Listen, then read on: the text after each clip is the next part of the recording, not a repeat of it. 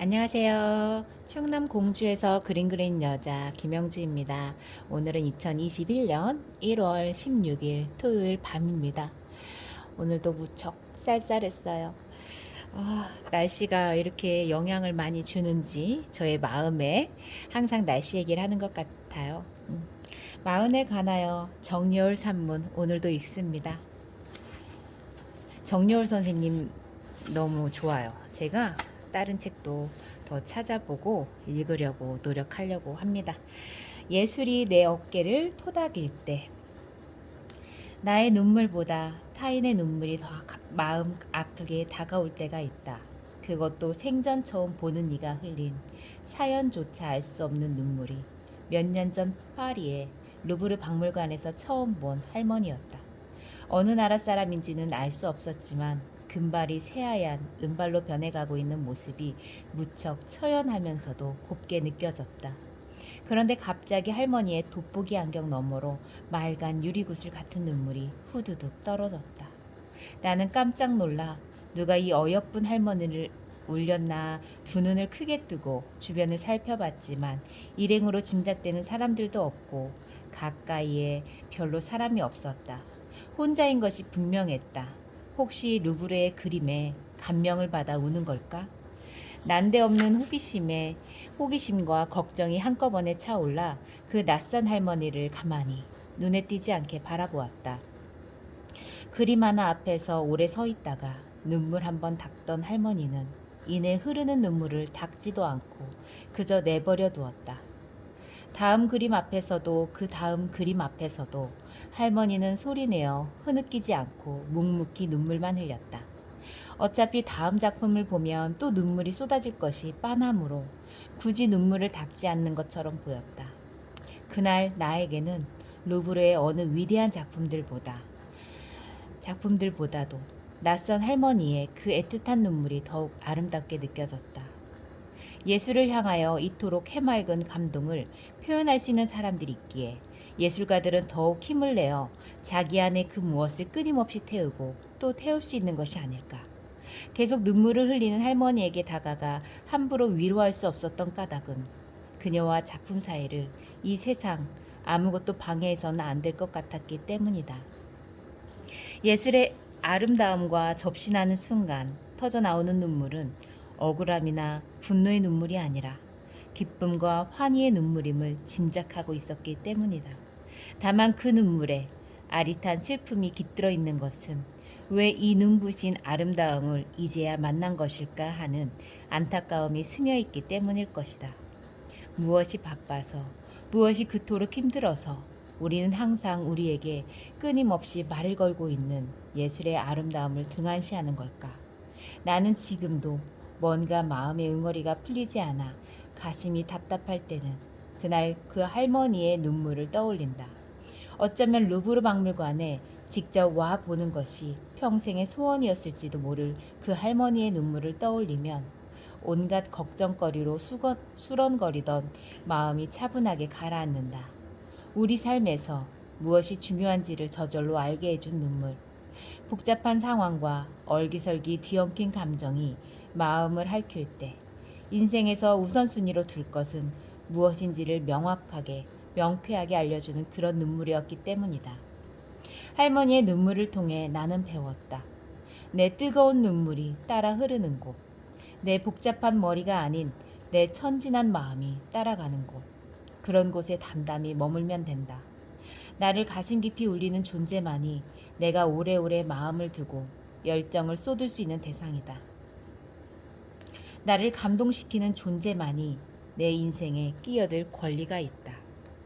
그로부터 몇 년 뒤 나는 예술이 우리에게 주는 환희와 슬픔이 묘하게 어우러진 눈물을 뉴욕의 현대미술관에서 경험했다. 그때는 내 인생에서 뭔가를 포기해야 할 때였다. 그런데 좀처럼 포기할 수가 없었다. 아무리 끊어내려고 해도 무언가를 향한 감정의 끈이 도저히 놓아지지 않았다.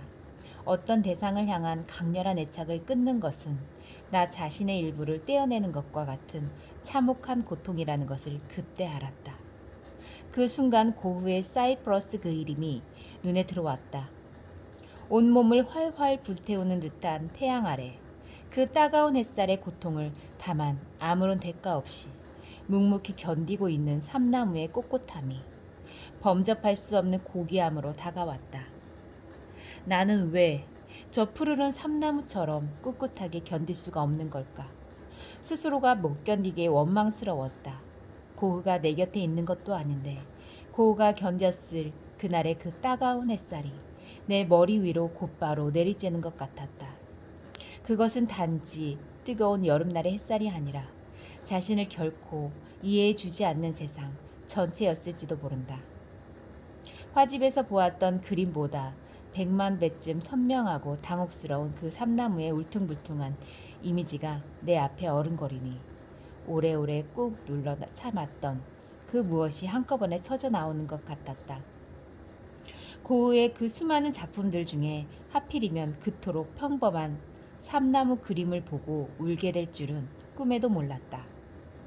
고흐가 그린 한없이 꿋꿋한 삼나무 덕분에 이미 눈물 그렁그렁해진 내 눈에 마침내 진짜 밤하늘보다 오히려 더 검푸르고 가슴 먹먹한 별이 빛나는 밤해가 들어왔다. 요즘 세상의 알록달록한 빛, 공해 속에서도 도저히 경험할 수 없는 야생의 별빛. 고흐가 살았던 시절의 희미한 가스등 아래서나 비로소 더 빛을 발할 것 같은 그런 밤하늘의 별빛이었다. 별빛들이 무리지어 한바탕 수백, 수천 겹의 강강술래를 벌이는 것만 같았다.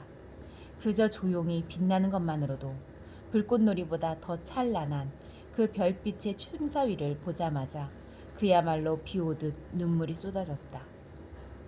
양손으로 얼굴을 가리고 있었는데도 옆 사람이 나를 쳐다보는 것이 느껴질 정도로 눈물을 주체할 수가 없었다. 혹시 흐느낌이 새어나갈까? 입술을 깨물었지만 쏟아지는 눈물은 가려지지가 않았다.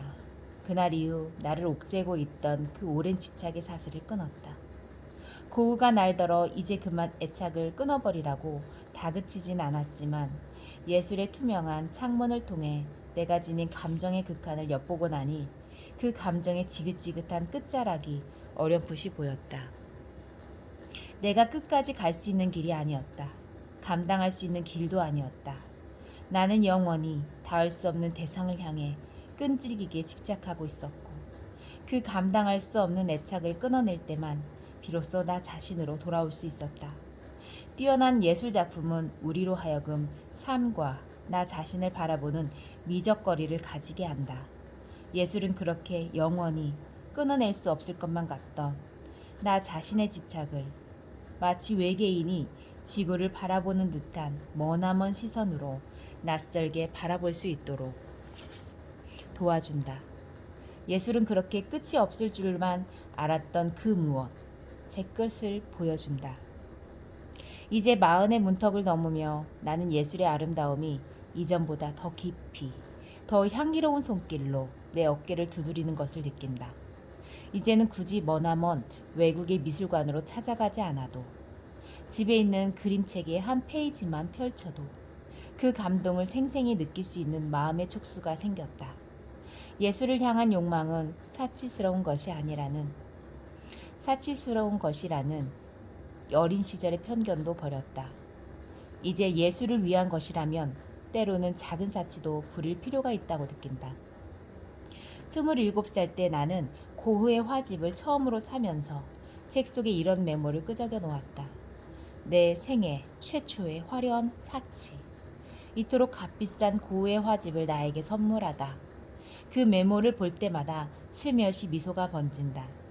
책 살 돈이 모자라 쩔쩔매던 그 시절의 나. 사고 싶은 책은 많고 주머니는 얇디 얇던 그 시절. 그럼에도 불구하고 돈만 생기면 다른 건 덮어놓고 걸신 들린 사람처럼 책부터 사들였던 그 시절의 내 모습이 조금은 짠하면서도 기특하다. 지금은 내 감각의 촉수를 깨우는 공연과 전시를 예전보다 더욱 적극적으로 찾아보고 틈날 때마다 열심히 공연장과 미술관을 찾는다. 때로는 입장권이 예상을 훌쩍 뛰어넘게 비싸거나 도저히 스케줄을 맞출 수 없어 포기할 때도 있지만 가끔이나마 전시를 보고 공연을 관람할 때면 어떤 독서나 강의로도 대체할 수 없는 커다란 깨달음을 얻곤 한다. 그것은 예술을 창조하는 사람들과 좀 더 가까이서 머리와 머리를, 마음과 마음을 맞대고 만나는 체험이다. 예술이 일상과 동떨어져 평범한 사람들과 유리된 채 만들어지는 그들만의 리그가 아니라 누구나 마음만 먹으면, 조금만 가까이 다가가면 얼마든지 참여할 수 있고 공감할 수 있는 실체라는 것을 느낄 때마다 가슴이 뭉클하다. 상품을 소비하는 것은 당연히 여기면서 예술을 감상하는 데는 시간도 감정도 비용도 아낀다면 우리 삶은 나날이 더 삭막해지고 황폐해지지 않을까. 어떤 예술가는 지칠 때마다 내 등짝을 어루만지는 수호천사처럼 느껴진다. 첼리스트 야노시 슈로트케르와 제클린 디프레, 조각가 헬린 무어나 화가 프리다 칼로 등은 내 단골 수호천사들이다. 걷잡을 수 없이 화가 치밀어 오를 때 그 순간에 화를 참고 재빨리 은신처를 찾아 이어폰을 꽂고 음악을 들으면, 아까 그 순간 곧바로 화내지 않아서 정말 다행이구나 하는 생각이 든다. 어떤 분노도 아름다운 음악이나 그림 앞에서는 온유월에 눈 녹듯 사라져버린다. 예술은 고독을 그 자체로 즐길 수 있는 최고의 친구이기도 하다. 특히 그림을 감상할 때나 음악을 감상할 때는 혼자인 것이 낫다. 예술의 감동이 함께 놀기에 즐거움 속으로 희석될 위험이 있으므로 옆 사람의 반응을 신경 쓰다가는 정작 내가 무엇을 느끼는지에 집중할 수가 없다. 예술과 함께 할 수 있다면 외로움은 고통이 아니라 최적의 감상 조건이 된다. 가슴이 답답할 때 제클린 디프레가 연주한 코 니드라이를 듣고 있으면 가슴속에서 거대한 폭포가 쏟아져 내리는 것 같은 기분에 사로잡힌다. 다 괜찮아진다. 다 이해할 수 있을 것만 같다. 쌓이고 쌓인 모든 감정이 음악의 폭풍에 휩쓸려 어디론가 떠내려가 버린다. 15살에 혜성처럼 데뷔하여 전 세계를 놀라게 한 천재의 아티스트. 젊은 나이에 다발성 경화증으로 외롭게 죽어간 그녀를 생각하면, 예술의 불꽃으로 자신을 온전히 태워버린 그녀의 삶을 생각하면 가슴이 쓰라리면서도 그녀가 남긴 음악이 더욱 소중하게 느껴진다. 때로는 프리다 칼로의 그림에 빠져 허우적댔다. 그녀에게 그림을 향한 뜨거운 갈망은 생명 그 자체를 향한 갈망과 동의어였다. 그렇게 나는 나도 모르게 내 과열된 뇌를 식혀줄 무언가가 필요할 때마다, 끊을 수 없는 또 다른 집착을 발견할 때마다 예술의 언저리를 배고픈 아이처럼 기웃거렸다. 예술의 한가운데서 살아갈 순 없지만 항상 예술의 언저리에는 머물고 싶다. 예술 작품은 우리가 나이 들어갈수록 더 환한 미소로 외로운 당신의 어깨를 토닥토닥 두드려 줄 것이다. 예술을 통해서라면 우리는 반드시 만날 수 있다. 예술을 통해서라면 우리는 반드시 서로를 이해할 수 있다. 그것이 진짜 예술이라면 결코 당신을 배제하지 않을 것이다. 그것이 진짜 예술이라면 결코 당신을 혼자 내버려 두지 않을 것이다. 예술은 다가갈 수 없는 대상을 향한 그치지 않는 다가감이므로.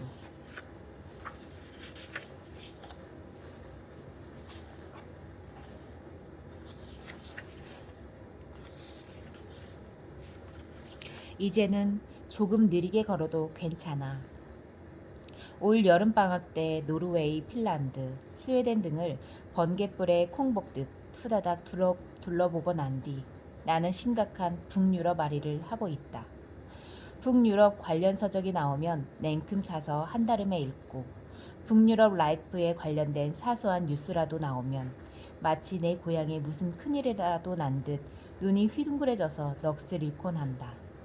이런 나 자신이 싫어질 정도로 북유럽 라이프에 대한 동경과 부러움이 가슴 깊숙한 곳에 자리를 잡아버렸다.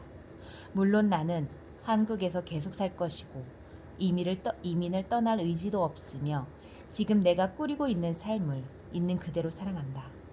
그런데도 자꾸만 북유럽 라이프에 대한 관심과 질투를 끊을 수 없는 이유는 그들로부터 무언가를 간절히 배우고 싶어서이다. 무엇보다도 배우고 싶은 것은 삶의 구석구석에 깊숙이 뿌리박혀 있는 절제의 기술이다. 그들은 행복해지기 위해 무언가를 사서 소유하기보다는 행복을 느낄 수 있는 삶의 사소한 계기들을 찾아 천천히 즐길 줄 안다. 행복해지기 위해 남을 짓밟지 않는 사람들, 행복을 전시하는 타인의 이미지를 보고 나도 저렇게 살아야지 라고 모방하는 것이 아니라 이미 가지고 있는 것들 속에서 행복의 디테일을 찾아내는 그들의 차분한 여유를 배우고 싶어졌다. 나는 북유럽 여행을 하면서 내가 살아온 한국 사회가 탁월함에 중독된 사회임을 아프게 깨달았다. 어렸을 때부터 우리는 어떻게든 특별해지기 위하여 길을 쓰며 살아오지 않았던가. 사람들은 겉으로는 평범한 것이 행복한 것이라고 말하면서도 마음속으로는 나는 왜 특별하지 못한 것일까? 나는 왜 뛰어난 재능을 타고나지 못했을까? 스스로에게 질문하며 멀쩡한 자신의 삶을 평가절하한다. 나 또한 꼭 무언가 중요한 존재가 되어야 한다라는 강박관념을 심어주는 한국 교육이 싫었지만 그 집단 최면에서 완전히 자유롭지 못했다. 아누 파르타넨의 우리는 미래에 조금 먼저 도착했습니다. 라는 책을 읽다가 나는 북유럽적인 라이프 스타일을 포착하는 흥미로운 10계명을 발견했다. 이른바 얀테의 법칙이라는 것인데 1933년에 출간된 악셀 산데모세의 소설 도망자, 자신의 자취를 가로지르다에 등장하는 10계명이다. 얀테라는 가상의 마을에서 사람들이 지켜야 할 마음가짐에 대한 것인데 북유럽 사람들의 집단적인 심성을 잘 나타내는 것이라고 한다. 1. 당신이 특별하다고 생각하지 마라. 2. 당신이 다른 사람들처럼 선하다고 생각하지 마라. 3.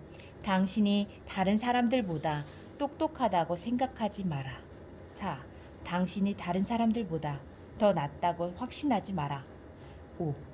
당신이 다른 사람들보다 더 많이 한다고 생각하지 마라. 6.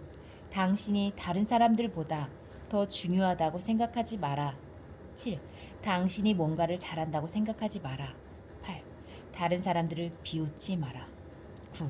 누구든 당신한테 관심을 갖는다고 생각하지 마라. 10. 다른 사람들을 가르칠 수 있다고 생각하지 마라. 언뜻 보면 매우 비관주의적인 삶의 태도 같지만 바로 이런 절제와 냉철함의 태도가 북유럽 라이프의 전반을 가로지르는 마음 챙김의 방식으로 보였다. 그들은 타인의 성취에 비추어 자신의 삶을 판단하는 것을 좋아하지 않는다. 나는 특별한 사람이다라는 최면에 도취된 경쟁 사회에서는 도무지 이해할 수 없는 가치관일 것이다. 하지만 나는 저 10계명이 진심으로 마음에 들었다.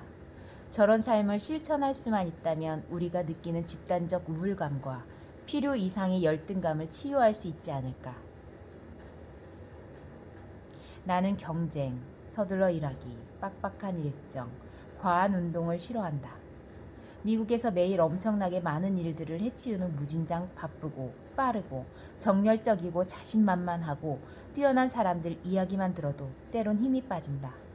그런 사람이 존재한다는 사실과 더불어 그들이 받는 칭송이 내 존재 전부를 나무라는 듯하다. 미국에서 평균적이라는 것은 썩 좋지는 않다는 뜻이다.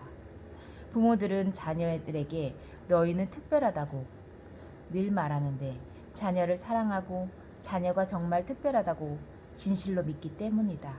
하지만 아이들로서는 그런 부모의 기대가 스트레스와 압박감의 원천일 수 있다. 나는 이 대목을 읽으며 깊은 슬픔에 빠졌다.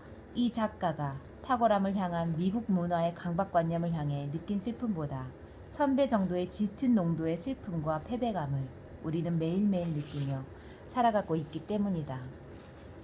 남보다 뛰어나야 한다는 강박을 어린 시절부터 꾸준히 학습해온 우리는 항상 우리 자신을 뭔가 모자란 존재, 아직 멀고 먼 존재, 제대로 살려면 인생을 통째로 리셋해야 한다는 존재로 생각하게 되어버렸다.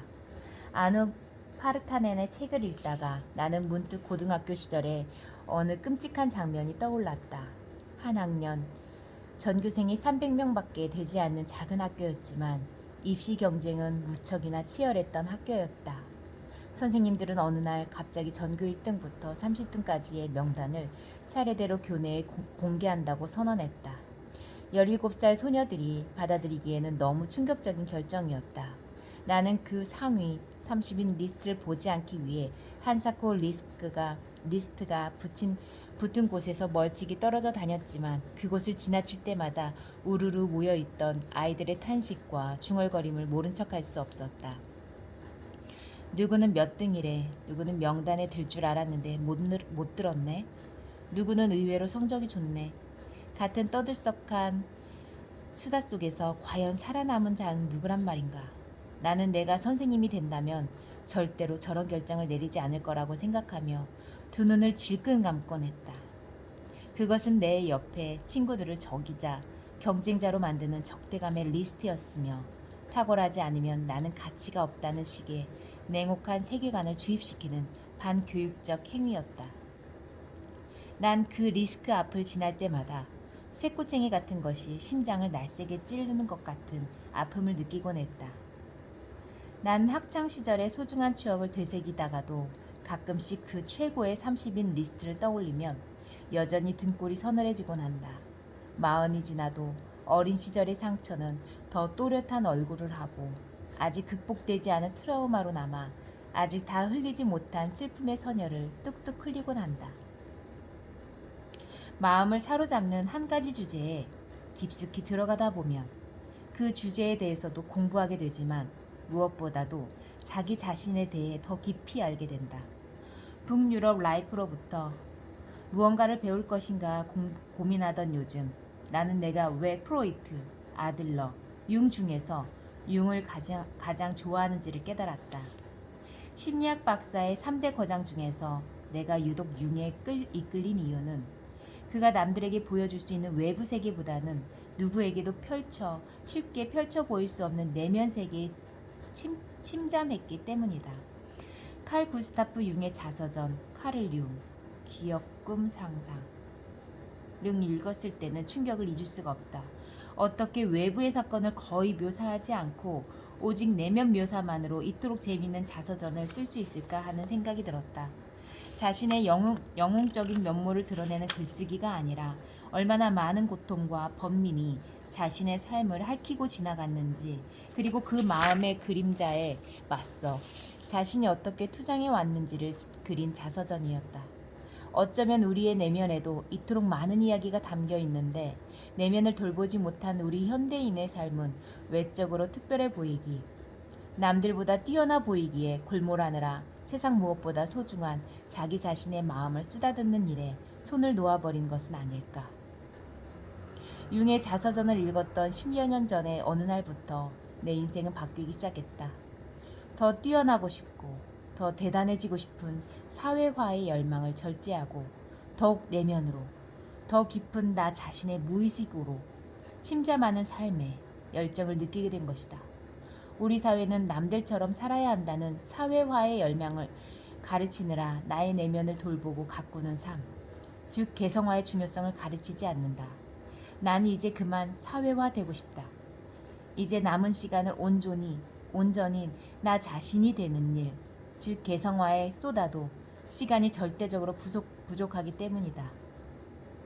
융 심리학을 공부한 뒤 예전에는 그토록 힘들기만 했던 글쓰기가 나의 내면으로 떠나는 여행이 되어 즐겁고 아름다워졌고, 사람들을 대할 때도 그의 외적인 페르소나보다는 내면의 그림자를 관찰하는 마음으로 바라보니 한 사람 한 사람에게 더욱 깊은 관심과 애정이 샘솟게 되었다. 난 어떤 행정서류든 빨리빨리 처리하지 못하고 신호등에 몇 초 남았습니다 하는 안내가 늘 모자라다고 느끼고, 지하철에서 책을 읽다가 자꾸만 내릴 역을 놓치는 사람이다. 애니메이션 주토피아에 나오는 갑갑하고 느려터진 나무늘보의 미소가 가끔씩 그리워진다. 그 작품 속의 나무늘보는 너무도 강력한 신시틀러라서 오랜 시간이 지나자 그토록 깜찍했던 토끼 주인공 주디보다도 오히려 더 깊이 각인되어 버렸다. 내 안에도 그런 느린 나무늘보가 산다. 세상의 속도를 결코 따라잡을 수 없지만 급하지도 모르고 급한지도 모르고 불편한지도 모르며 다만 내 삶에 만족하는 나무늘보가 내겐 참으로 소중하다. 말도 안 통하는 북유럽에서 그들을 어설프게 흉내내고 살고 싶다는 이야기가 아니다. 내가 북유럽 라이프에서 가장 배우고 싶은 것은 타인을 향한 깊이 내면화된 존중이다.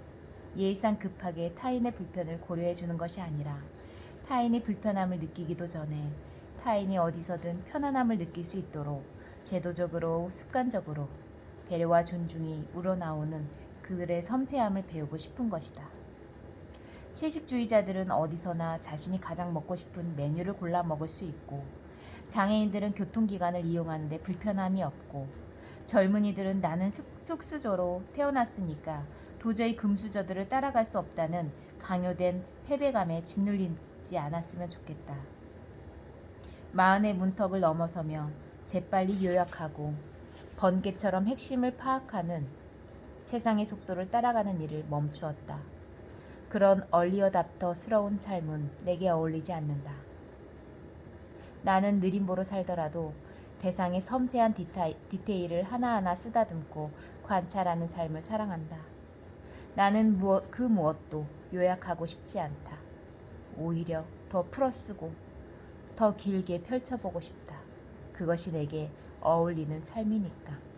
이제는 조금 더 느리게 가도 괜찮은 나이. 아니, 느리게 가야만 더 멀리, 더 그윽하게 세상을 바라볼 수 있는 나이니까. 멀리서도 눈에 띄는 반짝반짝 빛나는 삶보다는 느리지만 오래오래 좀처럼 쉽게 눈에 띄지 않는 곰살궂은 빛과 향기를 자연스럽게 뿜어내는 삶을 살고 싶다.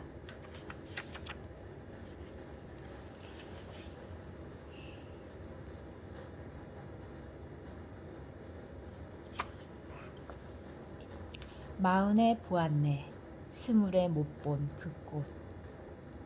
오랜만에 영화 빌리 엘리어트를 다시 보며 영화를 처음 봤던 그때보다 더 깊고 시린 감동을 느꼈다. 처음 빌리 엘리어트를 봤을 때 나는 온전히 빌리에게 몰입했다. 혹시 내 꿈을 이룰 수 없을까? 노심초사하는 가난한 10대 소년 빌리를 위한 빌리에 의한, 그리고 이 세상 모든 어리고 힘없는 빌리들을 위한 영화라고 생각했다. 그런데 마흔을 넘어선 지금의 나는 이제 어느새 나보다 훨씬 나이가 많아 보이는 빌리의 아버지 입장에서 그 영화를 보고 있었다. 20대에는 발레리나가 되고 싶어하는 빌리를 이해하지 못하는 광부 아버지가 답답하고 가엾어 보이기만 했다. 이제는 그를 이해할 수가 있었다. 이해를 넘어 가슴 저리게 공감하는 되기까지 했다. 자식을 좋은 학교에 보낼 돈은커녕 한겨울 난방비조차 구할 수 없어 죽은 아내가 아끼던 피아노를 부숴 땔감으로 쓰는 아버지.